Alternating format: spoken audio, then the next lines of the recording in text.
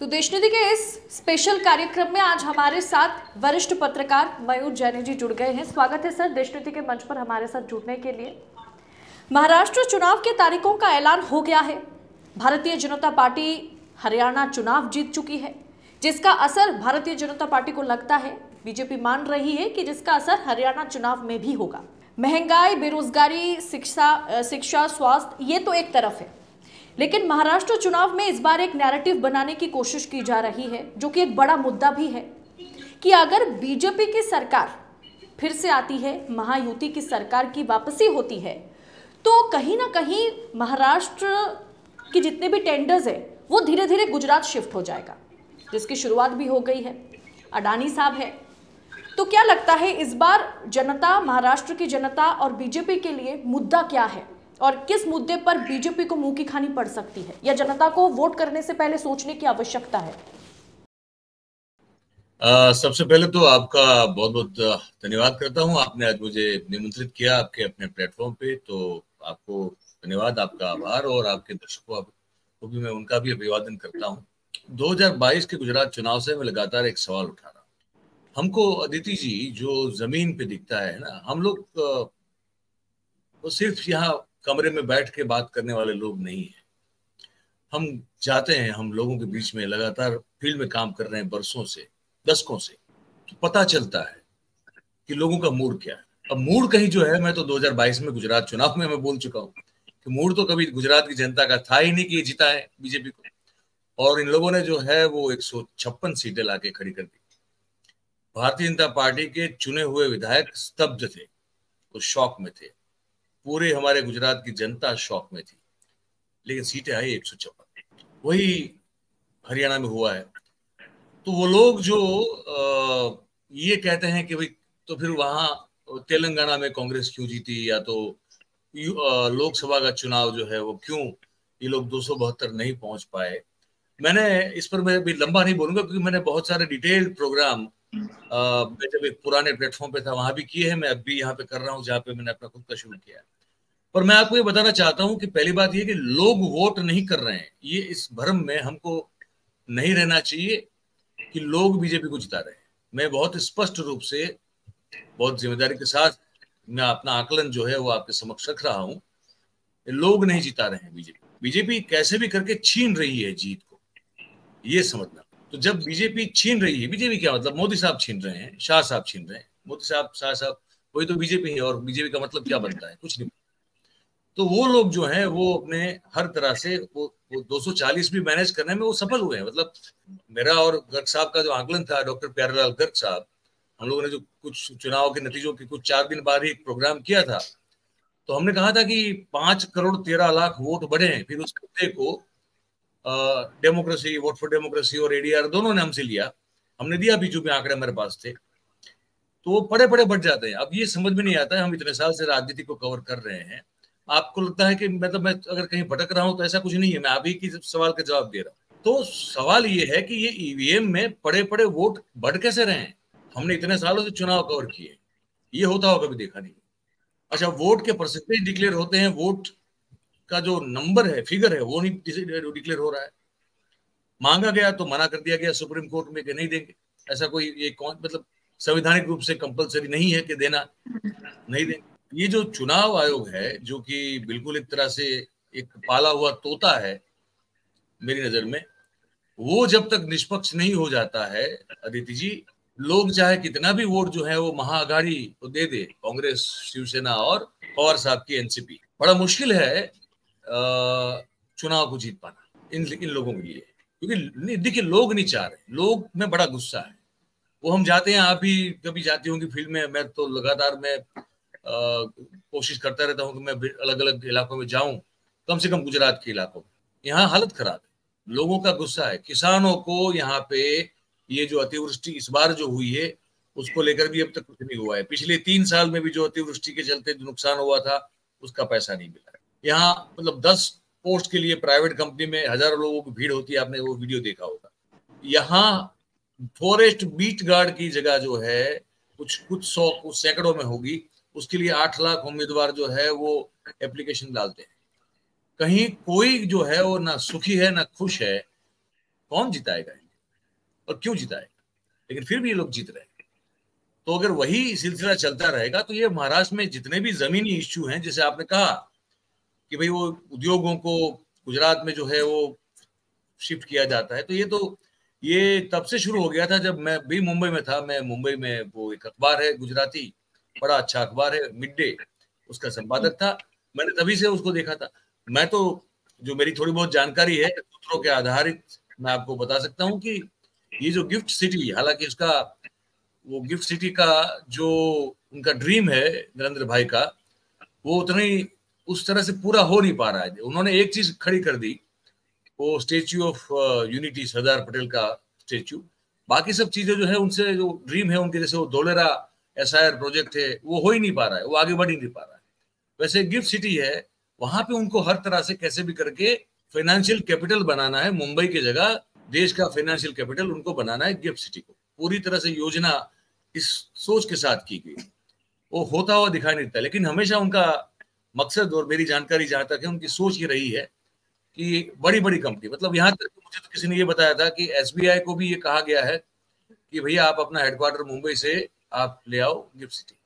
ऐसे बहुत सारे किस्से हैं। तो ये कोशिश है उनकी, ये सोच भी है इनके मन में, ये मंशा भी है इनकी। पर कितना सफल होंगे कितना नहीं, ये एक सवाल होगा, क्योंकि डर और लोभ और लालच या दबाव, बहुत सारी चीजें एक हद तक काम करती है, फिर एक हद से ज्यादा हो जाए तो नहीं होती है। पर लोग वोट करेंगे, और चाहे कांग्रेस को या एनसीपी को या ये शिवसेना उद्धव साहब वाली को, पर क्या वो वोट उनके फेवर में कन्वर्ट होते हुए मशीन के जरिए दिखाई देंगे कि नहीं देंगे? ये सवाल मेरा हमेशा आज भी खड़ा रहे, वो पहले भी था, अभी भी है। जी सर, क्या आपको लगता है कि महाराष्ट्र चुनाव जो है इस बार बीजेपी के लिए आसान है भी? क्योंकि मैं महाराष्ट्र पर बात इसलिए करूंगी क्योंकि महाराष्ट्र चुनाव जो है ना, वो तय करेगा कि नरेंद्र मोदी की कुर्सी कब तक नरेंद्र मोदी के पास दिल्ली में रहने वाली है। क्योंकि एक लड़ाई बीजेपी के भीतर नागपुर वर्सेस दिल्ली की तो चल ही रही है, नागपुर लॉबी गुजरात लॉबी की चल रही है। तो कहीं ना कहीं अगर आप ईवीएम पर सवाल उठाएंगे या मशीनों पर सवाल उठाएंगे, जिस पर सुप्रीम कोर्ट ने भी पल्ला झाड़ लिया था, हमने देखा था 100% मिलान कराने के प्रस्ताव को सुप्रीम कोर्ट ने खुद खारिज किया था। अब ऐसे में इन प्रकरण बीजेपी को महाराष्ट्र का चुनाव किसी भी हाल में जीतना है अगर मोदी जी को कुर्सी बचानी है तो। नहीं, एक तो पहली बात मैं जोड़ दूं उसमें, मैं अगर मुझसे रह गया है, मशीन और गवर्नमेंट मशीनरी में दोनों को मिला के हमेशा बात करता हूं। और जो गवर्नमेंट पूरी मशीनरी है, अफसरशाही जो है, जो चुनाव के दौरान इलेक्शन कमीशन के ताबे में, उसके कंट्रोल में होती है, वो तो मैं दोनों को मिला के ये कहता हूं कि वो इनके फेवर में काम बिल्कुल कर रही है। वरना बड़े कुछ सीधे साधे 8-10 सवाल हैं जो हम लोगों ने बनाए थे, वो उनको भेजे थे, उसके जवाब ही नहीं दे पा रहे। क्यों नहीं दे पा रहे? और देना भी नहीं चाहते, मना कर दिया। अब सुप्रीम कोर्ट ने क्यों ये कह दिया कि 100% मिलान नहीं होगा, इस पर अब हमको समझ में नहीं आ रहा कि क्या जाता है। अगर एक चुनाव के परिणाम, अगर देश का भविष्य नक्की करने वाले जो निश्चित करते हैं, वो चुनाव के परिणाम में 4 दिन देरी हो भी जाए, तो वैसे भी यहाँ तो हम लोग तो, मतलब यहाँ तो बेरोजगारों का देश है। यहाँ लोग 1-1 महीने तक कांवड़ यात्रा में दिन गुजार देते हैं। कोई संग चल के निकल जाता है 15-15, 20 दिन तक, उनके पास कोई काम धंधा है क्या? किसको जल्दी है भाई? कराओ आप 4 दिन 3 दिन, ऐसे इतना होता भी नहीं है, 8 घंटा 10 घंटा होता है, वो हमने कैलकुलेट किया हुआ है। लेकिन अगर ये भी डर दिखाया जा रहा है कि बहुत टाइम चला जाएगा, तो यहाँ जल्दी किस चीज की? हम लोग घड़ी के कांटे पर चलने वाले लोग तो है नहीं, है ना? हमारे यहाँ 10 मिनट में आता हूँ, कोई अगर कहे तो समझना है कि 1 घंटे में आएगा, यही होता है। तो क्या किस चीज की पड़ी है? क्यों नहीं हो रहा है? सवाल ये सब बड़े बड़े बेसिक है, लेकिन इसका जवाब कोई देने को तैयार नहीं है। क्यों तैयार नहीं है? अपनी अपनी विवेक बुद्धि से आप सब सोच सकते हैं।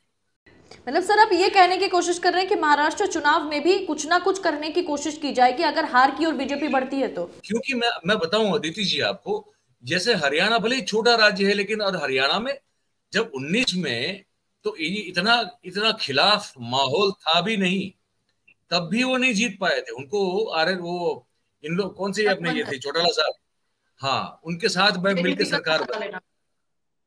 इस बार तो ज्वलंत मुद्दे, मतलब कि बर्निंग इश्यूज इतने सारे, कोई स्थिति ही नहीं थी, गांव में उनको प्रवेश नहीं था।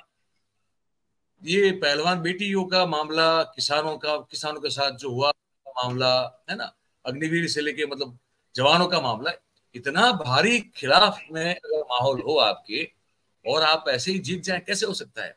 मतलब थोड़ा सा लॉजिक लगा के कुछ सोचे। जिन लोग, अब वो जो अत्री साहब है, नीरज अत्री साहब, हेमंत अत्री साहब, हरियाणा के बहुत ही जाने माने, बहुत ही मंजे हुए पत्रकार हैं। एक वो थे दीपक शर्मा जी के, हम उस लाइव में बैठे थे हम लोग उस दिन।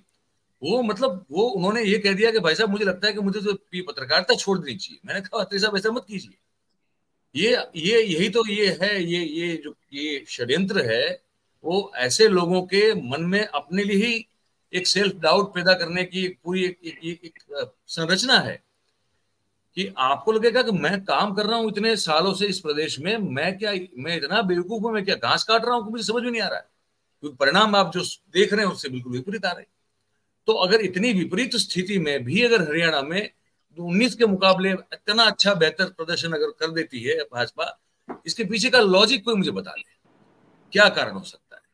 पूरी तरह से हमने तो खंगालने की कोशिश की, कोई कारण मिला नहीं।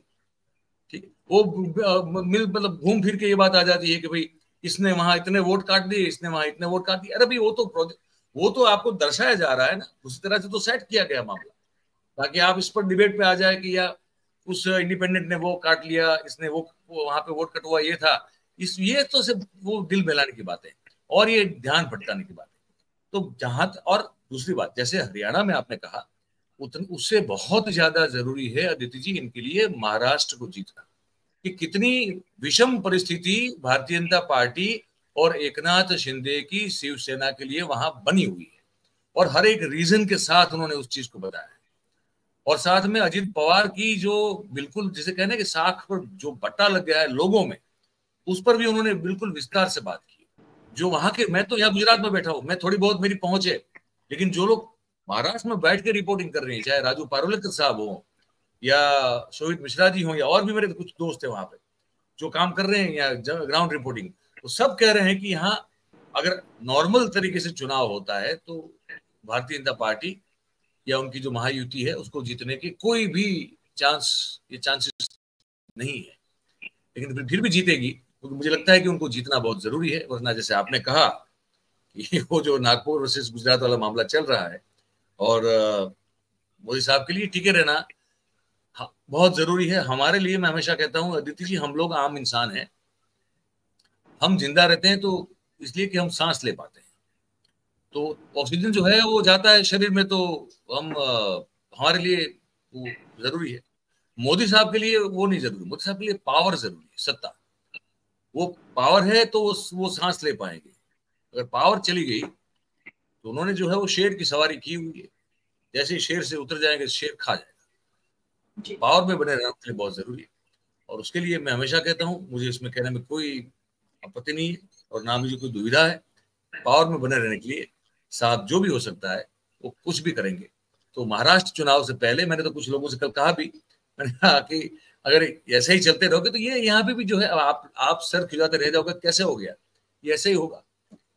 मुझे बड़ा डाउट है अदिति जी कि हरियाणा का परिणाम जो है, अगर तो देखिए सामने शरद पवार हैं, यहाँ पे एक ही फैक्टर है, मैं एक ही व्यक्ति को मतलब कान पकड़ता हूं उनकी सूझबूझ और उनकी कूटनीति को लेकर देश में, वो शरद पवार है। तो शरद पवार साहब अगर कुछ इसका तोड़ निकाल पा रहे हैं तो ठीक है, वरना लोगों में गुस्सा या तो विरोध या असंतोष भले ही कितना क्यों ना हो, परिणाम फिर वही हरियाणा में जो देखे हमने वही हमको देखने को मिलेंगे। लेकिन लेकिन सर, हमने लोकसभा चुनाव में भी तो देखा था ना, लोकसभा चुनाव में भारतीय जनता पार्टी महाराष्ट्र में सबसे बड़ा राज्य, दूसरा सबसे बड़ा राज्य है, और सिंगल डिजिट पर बीजेपी आ गई थी। लोकसभा चुनाव में ऐसा हुआ था। लोकसभा चुनाव बिल्कुल उनके लिए बड़ा शौक था, बड़ा बड़ा ये शॉकिंग मामला रहा। लोकसभा में बहुत सारी चीजें, मेरी समझ ये है कि मशीन और मशीनरी में बहुत सारी जगह पे मैनेज वो नहीं कर पाए, उसको मैन्युफैक्चर नहीं कर पाए। वो बहुत बड़ा एक उनको लगा है, उनके कारण है बहुत सारे। कुछ चीजें मैं यहाँ पे नहीं बोल पाऊंगा क्योंकि फिर वो उसके साक्ष्य और तथ्य मांगे जाएंगे तो वो मुश्किल हो जाएगा। कुछ चीजें होती है जो जानकारी के तौर पे आपको मिलती है पुख्ता तौर पे, लेकिन फिर आप इसको खुल के बोलेंगे तो फिर ये सब राह देख के बैठे होते हैं कि किस समय ये मौका मिले और इनको दबोच लें, तो वो नहीं करेंगे। पर मैं इतना कह सकता हूँ कि मेरी समझ ये कहती है, मेरी जानकारी ये कहती है कि जितना करना चाहते थे उस तरह का उपयोग वो मैन्युफैक्चर मैंडेट के लिए वो कर नहीं पाए। हालांकि फिर भी बहुत कुछ किया, मैं बताऊं मेरी समझ और जो आंकड़े हमने देखे और वोट परसेंटेज में बढ़ोतरी और सब हमने निकाल के देखा, अराउंड अराउंड 79 to 80 सीट्स ऐसी हैं जो बड़ी है इनकी, जो नहीं होनी चाहिए थी लोकसभा में। ये जो आप 240 देख रही हैं, वो कम से कम 80 सीट या 79 सीट कम होनी चाहिए थी।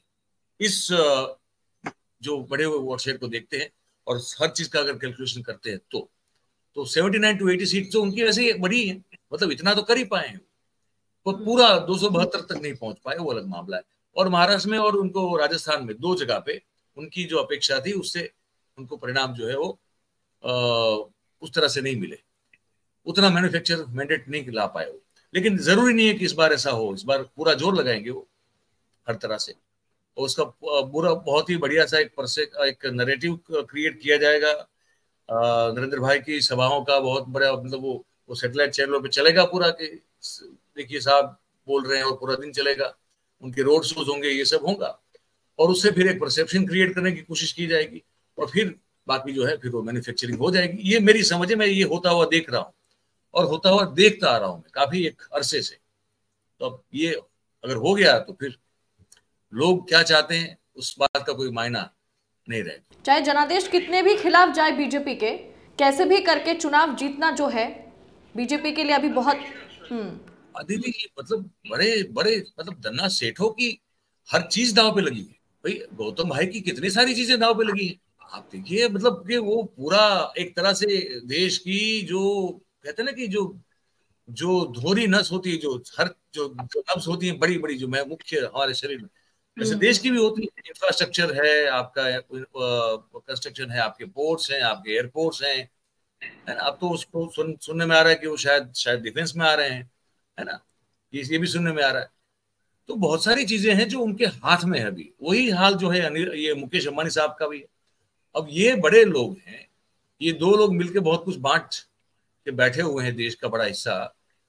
अब ये अगर नहीं रहेंगे तो उनका भी तो नुकसान है भाई। देखिए, कहा जाता है कि सेठ लोग ऐसे होते हैं कि भाई तो सत्ता में जो भी बैठे वो तो उनके साथ हो जाएंगे।